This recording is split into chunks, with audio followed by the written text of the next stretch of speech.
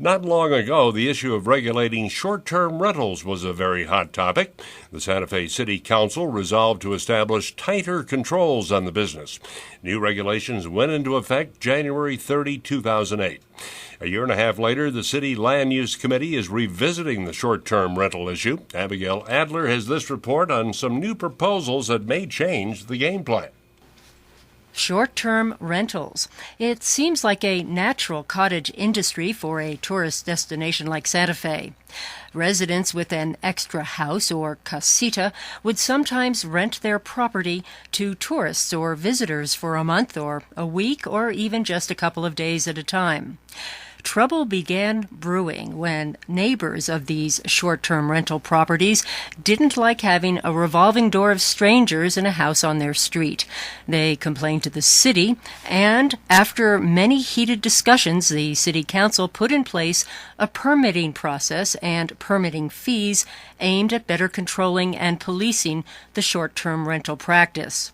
Now, a year and a half later, the city is proposing to tweak that permitting process.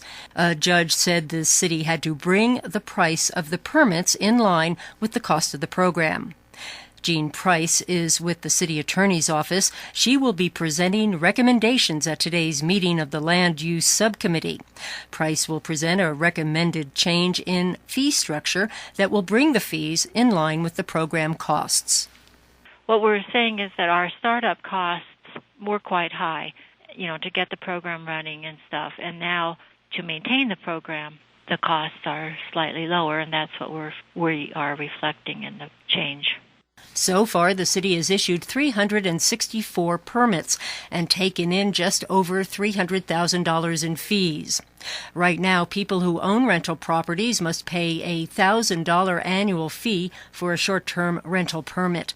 The new proposal would lower the annual fee to $600 a year with a one-time application fee of $150 the first year.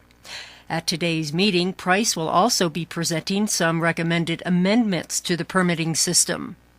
A couple other things that we would like the committee to look at is requiring notification of the neighbors by the owner-operator instead of by the city, requiring that people under 18 occupying the unit be counted in the occupancy limits, deleting a requirement that we had originally for real estate sales to include an information letter to the buyers, requiring the permit number to be included in all advertising.